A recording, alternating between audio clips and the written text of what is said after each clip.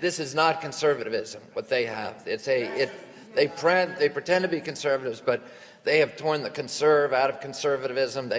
All of the things like free market capitalism, which they hate.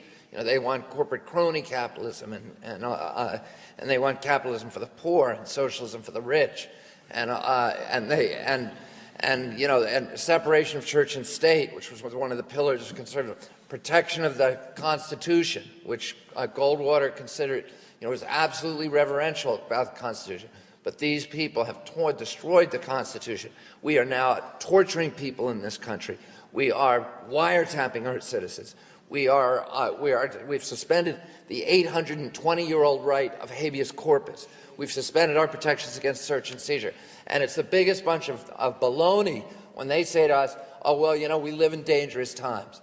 This is right. If you really look at it, and I have friends who died in the World Trade Center attack. My offices were destroyed in that attack. But objectively, we live in one of the safest times in the history of this planet, for Americans. Because when I was a little boy, and we had 15,000 nuclear-tipped warheads in Russia pointing at our country, each one able to destroy an entire city, that was dangerous times.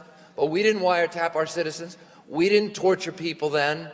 We didn't suspend habeas corpus. We didn't try to send people to Guantanamo or do extraordinary renditions to torture people in Syria. During the Civil War, we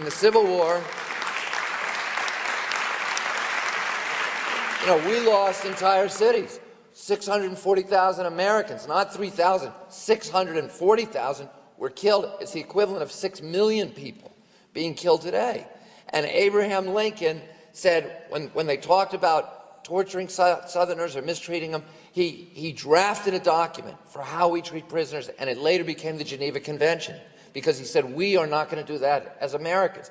When George Washington was confronted with the British during the Revolutionary War, torturing American prisoners, keeping them on coffin ships right here in New York Harbor where they're dying by the score every day, Washington said, we're not going to do that. If that's what we're going to do, then I'm not going to be part of this conflict. And he passed orders treating prisoners so well that when he captured Trenton, New Jersey, the barracks of Trenton, the Hessians were so astounded by the good treatment that they had received from the Americans that they walked all the way from New Jersey to western Pennsylvania with no guards.